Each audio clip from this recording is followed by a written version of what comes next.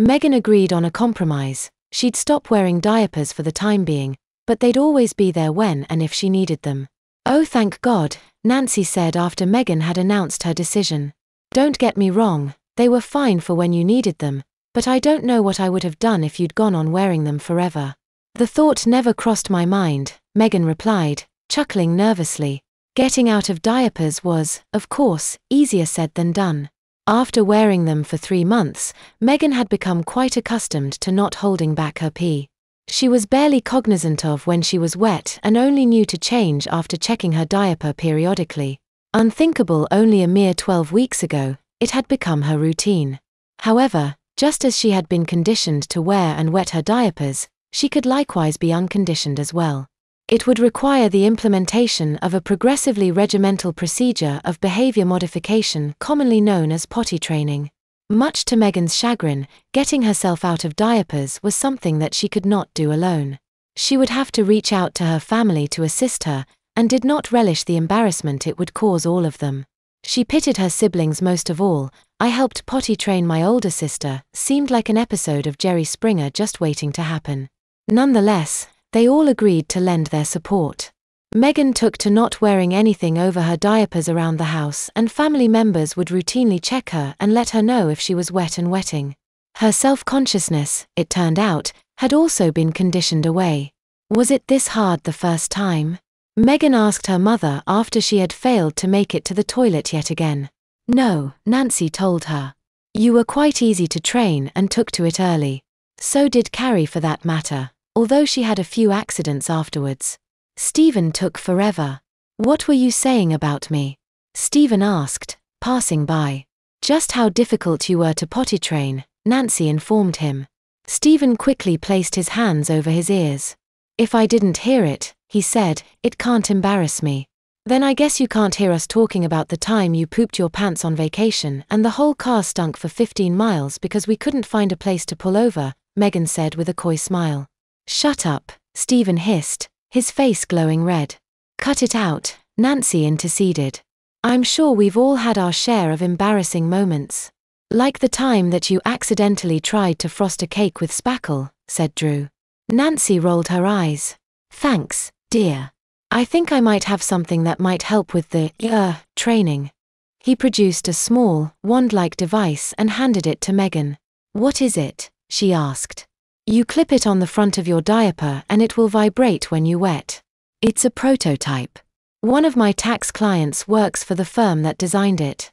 I had to embellish a bit to get a hold of it, but..." "Thanks, Dad," Megan said. This was guaranteed to help things along. At the very least, it would be better than everyone poking and prodding and staring at her diaper all the time. On the day that Megan was set to leave Bledsoe's for good, a miraculous thing happened. Josh returned. She walked into work to find him behind a register, a warm smile upon his face as he assisted a customer. "Hello, Meg," he said as if nothing had happened. Megan shrugged. If he wanted to downplay it, that was his business. And yet, as the day moved on, she felt an increasingly burning curiosity that beseeched her to inquire. "Why the hell did you come back anyway?" "This is my home," he explained. In a manner of speaking. "Besides, while I had a lot of fun, I can't pay the bills with bit parts." "Right. But still, don't you think that you can do better than here?" "Perhaps. But it's a good fit." "What about Vern? What about him? Aren't you sick of him?" Josh grinned. "I'll let you in on a little secret," he said, drawing Megan near enough to whisper in her ear. "Vern's life is this store. He'll always do what's best for it. He could have very well canned me for my prolonged absence, but instead welcomed me right back. Because it was what's best for the store. I hope you realize that for all of his griping and all of our griping about him, no one has been fired and no one has quit. As I said, it's a good fit." "Yeah," Megan replied. Perhaps she had been hasty in her judgment. Perhaps she didn't really want to leave. She'd see how she was feeling come winter and make her decision then. "So," Josh said. "Back to college again, eh?" "Yup. Any closer to deciding on a major?" "Nope. That's all right. I have a feeling you'll figure it out." "God. I hope so." "So is this your last day?" Natalie asked, walking in the door. Until winter. Oh, she replied, somewhat confused. Okay. Did I miss something? Josh asked. Megan and Natalie stared at one another and began to giggle. Never mind, they said in unison. 2 days before her summer ended, Megan went shopping. More aptly put, Nancy took Carrie and Stephen shopping for their school supplies, and Megan decided to tag along and restock as well. I'm going to need new clothes, Carrie said. Again? Nancy responded with an annoyed sigh. Well, I haven't decided on a new look yet, Anne.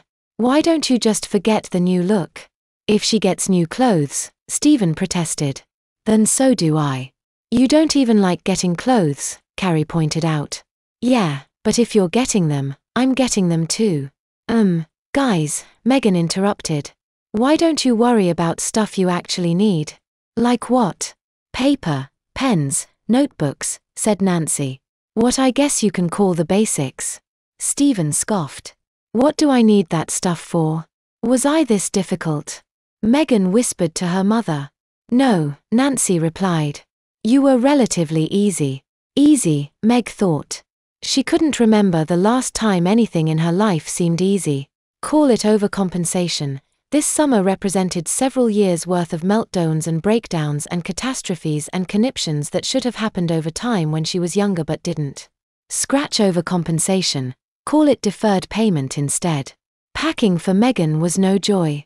She spent hours searching for the most efficient way to accommodate her belongings. Between her car and Drew's car, there would be plenty of space, but also plenty of things to fill that space. Questions arose. What clothes can I afford to do without right away? Wintry stuff obviously, but Megan never knew when the weather would swing cold again. Personal items, books, music, her journals. She was deathly afraid that they would be crushed or otherwise damaged in transit. Last, but not least, diapers. Though she was back to normal panties, finally, she still had a fair amount of them left over. Nancy had asked her to throw them away and Megan agreed that she would. It was a fib at the time, but she was beginning to reconsider. Could she resist the urge to act like a baby every time something didn't go her way? Oh, so what if she did indulge? There was no harm in it, right? Megan gathered up her diapers, her pacifier, the toys she had unearthed and everything else that could be considered babyish and placed it all in a plastic bag. She could not, however, bring herself to throw it all away. Despite her declarations that it was just a phase and meant nothing to her, it was too much a part of her to simply dismiss. She wound up emptying the bag into a box and stored it with her other things. Her final day at home was spent with her friends and her final evening out to dinner with her family. It's been a rocky summer, Drew said, raising his glass of ginger ale in a mock toast. Here's to a better school year. They all toasted, drank, ate. Uncharacteristically, Megan practically stuffed herself. She knew she was in for several weeks of dorm cuisine once again and wanted to be sure she remembered what real food was supposed to taste like. Her last night was an anxious one. She lay awake in bed, unable to sleep, periodically glancing over at her box full of diapers. She was starting to get down on herself once again. No boyfriend, no idea what direction her life was going to take. It made it hard for her to stay positive. Then again, she reasoned, maybe a bit of mystery was a good thing. The drive to college was long. With traffic and a fully loaded vehicle, it felt longer. The campus was bustling with activity when she arrived. The lots were parked up, droves of her fellow students and their families were loading and unloading. Megan double-checked her housing assignment. She was on the 4th floor of a 6-floor dorm. The line for the elevator extended practically out the door, but there was no way she or anyone else would be able to make it up the stairs. While waiting in line for the elevator, the urge to pee hit hard. Oh, no fair, Megan grumbled. The line was advancing at a snail's pace to boot. Desperation kicked in and her face took on an unnatural, strained quality. She thought of how easily it would be to simply let go. If only she was wearing a diaper. Maybe she wasn't as successful in her training as she thought. Maybe she still had a need for them after all. Maybe. The chime above the elevator sounded, signaling its return to the ground floor. The door opened, a group of people squeezed on out and another group flooded in. The tail end of that group consisted of Megan and her family. She had been saved by the bell. An hour later, everything was unpacked and Megan had settled in. She'd seen her family off, given them hugs and kisses all around and promised she'd call. She warned her siblings to be good and go easy on her parents. She asked that her parents go easy on her siblings. The older family, which feuded like no other, was united in proud smiles when she left them. I really am the glue, she thought. Megan flopped down on her bed having just made it. The unpacking and setting up made her quite tired. Time for a nap. No sooner had she closed her eyes than did she hear the sound of the door being opened. Kylie stood before her, bags in hand. Sleeping already? She asked. Megan said and promptly yawned. Tired from unpacking? You just get here. No. I was here earlier, dropped off a few things and now I'm back. Didn't you get my note? What note? Megan asked. The one. Shit, must have blown out the window. Well, what did it say? That I'd be by later. Okay then. Megan helped her unpack. By the time another hour had passed, they were both tired and the room looked as if it had been lived in for weeks. With nothing left to till later, they spent some time swapping stories. People in your town ever get a clue? Megan asked. A little, Kylie replied. They aren't as mean to me. That's good. What about your grandparents? They're even meaner. Megan frowned. How about you? Still in diapers? Nope, Megan answered, raising her shirt to proudly show off her panties. I potty twained. Kylie giggled. What about that crazy bitch who was stalking you? I knocked her out, Megan said. She won't be stalking me anymore. Woohoo. Way to go, Meg. It's not funny, Megan said. I was freaking out. Fortunately, I got some help, but anyway. Did you meet anyone? No. Did you? No. God, we suck. Totally. It was sundown when the RA finally approached them to make introductions. Hey, I'm Gary, he said. First floor meeting is at 8.